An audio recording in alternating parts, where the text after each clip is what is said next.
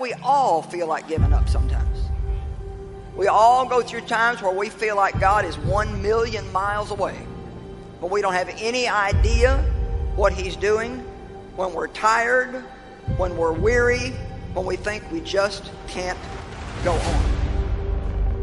Most people are afraid to set great dreams and set big goals because of the fear of failure.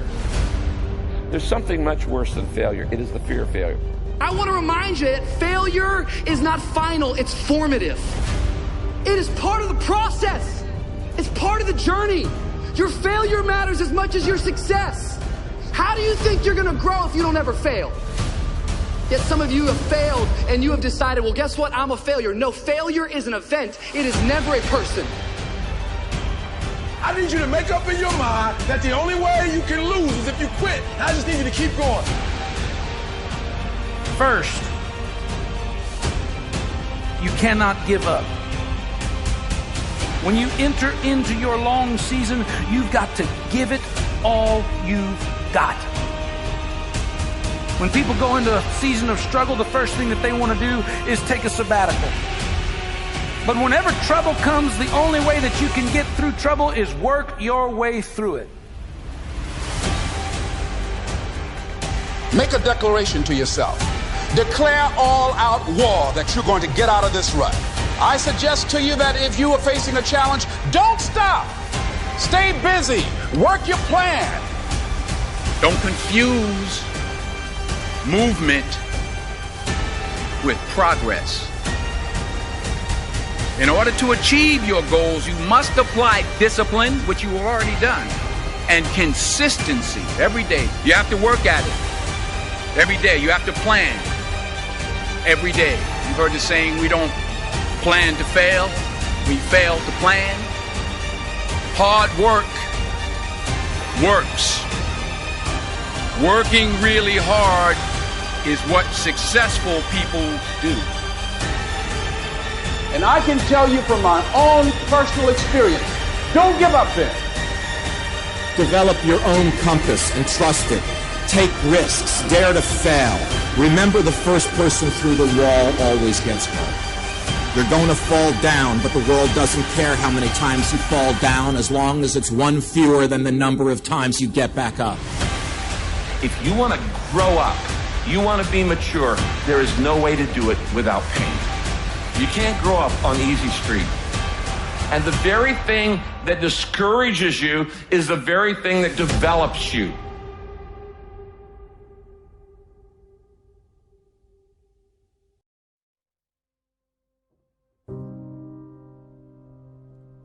Make one room in your house as beautiful as possible. That's what I'm writing about now. I talked a lot already about the necessity of cleaning your room, which is, in some sense a foolish piece of advice because it seems so obvious, but it's not obvious at all. And you'll find if you try it, especially if you're in a household that's not very functional, that you'll encounter obstacles that you couldn't imagine existed while you're trying to put your life in order. And you can take your surroundings beyond order and move towards beauty, and that's unbelievably useful because, well, beauty calls people to their higher being, I would say, and to make friends with beauty is to introduce yourself very carefully to one of the mysteries of life that make it worth living. Now, we teach things that are generally not taught in school, as I already have said, but I want to talk about another little factor. 90% of the visits to medical doctors are directly or indirectly related to stress. 90%. My stress level, and I face as many deadlines as anybody you know. It's always a book production, a class I'm teaching, a seminar I'm presenting, and each one of them requires time and concentration. Example, how many of you feel like I've made this talk before? Can I see your hand, please? Several hundred times. I made it yesterday. You know what I did between yesterday and today? I spent over 6 hours getting ready for today. You see, I think it would be arrogant if I thought I could stand up and spit it out just because I did it yesterday or hundreds of times. That's arrogance. When you respond to life instead of react to it, react is negative. You get sick, go to the doctor, she gives you a prescription, says, see me tomorrow. You walk in the next day, she said, uh-oh, it's not working. We're going to have to change their prescription. You get a little nervous. But if she smiled and said, hey, it's working. And so she's just responded, and you feel better because now you see some real hope in order to get ahead in life. Make friends with people who want the best for you. And that's a meditation on my own childhood and adolescence to some degree. I had friends who wanted the best for me and friends who didn't. And, they were friends who,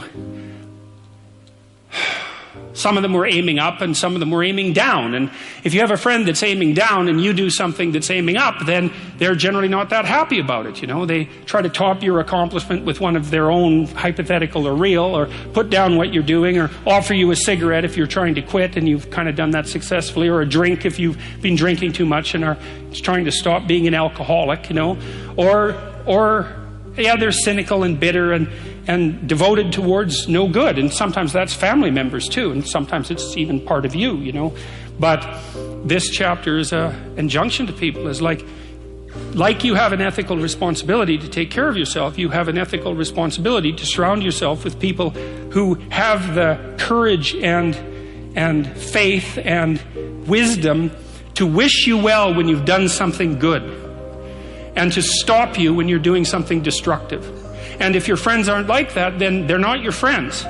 And maintaining your friendships with them might not even be in their interest. And so it's a tricky argument to make, because I'm not saying, whenever anyone's in trouble, you should, push them into a ditch and then give them a couple of kicks. That's not the idea. The idea is that, but I had a couple of rules I didn't write about. One was be careful about whom you share good news with, and another was be careful about whom you share bad news with. And those rules ring in people's minds quite quickly. A friend is someone you can share good news with, You go to them and you say, hey, look, this good thing happened to me. And they say, look, I'm so happy that happened to you. Like, way to be. And they don't think, God damn it, why didn't that happen to me? And you didn't deserve it. Here's a bunch of reasons you're stupid and why it won't work. It's like, that's not helpful. And so I would say, if people are, the other thing people are doing, if they're trying to drag you down, let's say, is they're trying to see if you'll put up with it. Because they have this idea that maybe life isn't worth living and things aren't good, and that if they can besmirch, let's say, to use an archaic term, something that's pristine and good, then they demonstrate to themselves that there is no true ideal and that there's no necessary reason to be responsible and to strive forward. And so they use you as a test case. I'll just push you down into the low lobster bin and see how you respond. And if you put up with it, then yeah, my cynicism is fully justified.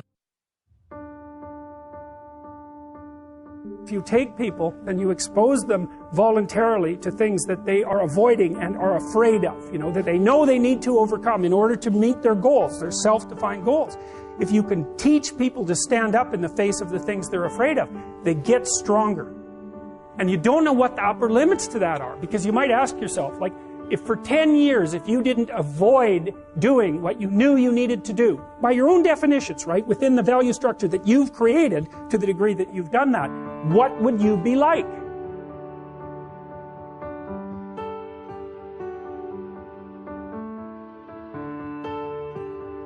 Greatness is not this wonderful, esoteric, elusive, God-like feature that only the special among us will ever taste. It's something that truly exists in all of us. It's very simple.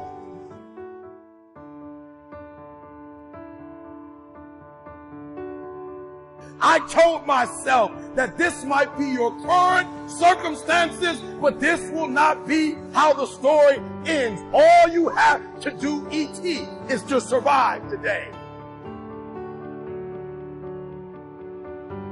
My glory,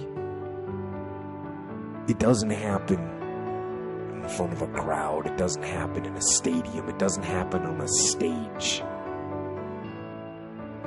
There's no medals handed out.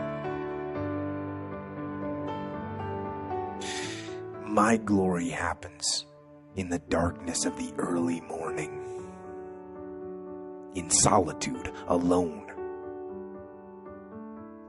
where I try. And I try and I try again to be everything that I possibly can be. The best that I possibly can be. Better than I was yesterday.